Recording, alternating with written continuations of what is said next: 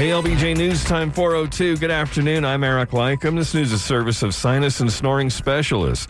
A suspect in a deadly shooting at a Kerrville Walmart last night who was in an hours-long standoff with Kerrville police and DPS SWAT officers has just been taken into custody.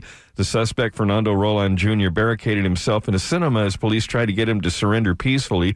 Roland is accused of shooting employee Melissa Villagrana to death in the parking lot. Police are continuing their investigation. Austin ISD parents question the district over closing 4 elementary schools as more school funds are set to come in from the state following their passage of HB 3.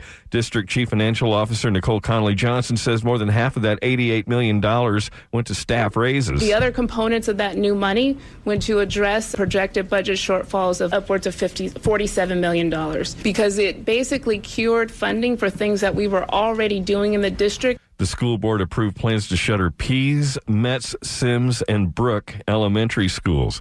Hazardous non-radioactive cargo and materials are going to be sent around Austin soon. The city council approved setting a route for the hazardous stuff as required by state law. Jacob Barrett with the transportation department says most of it will go on State Highway 130 between State Highway 45 South and the northern ETJ boundary. Along 35 from the southern ETJ boundary to 71, and then 71 to the eastern boundary, and then along 290 west from the southwestern boundary to 35. TxDOT will have to sign off on the route, and City Council will have to craft an ordinance to make it enforceable.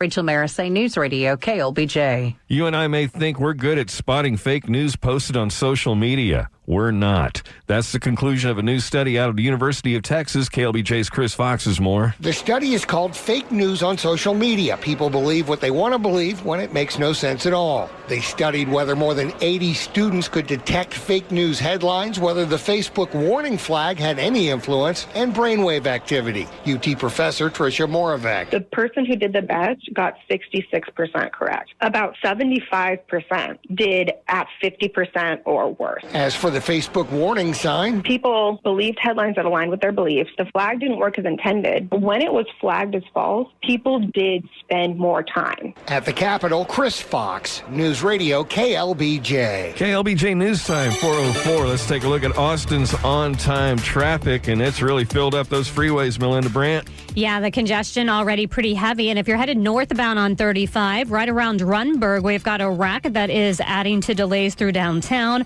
Also reported collision on E71 eastbound Service Road at FM 973, as well as one over on West 290. It looks to be eastbound at William Cannon and 51st Street at Berkman Drive.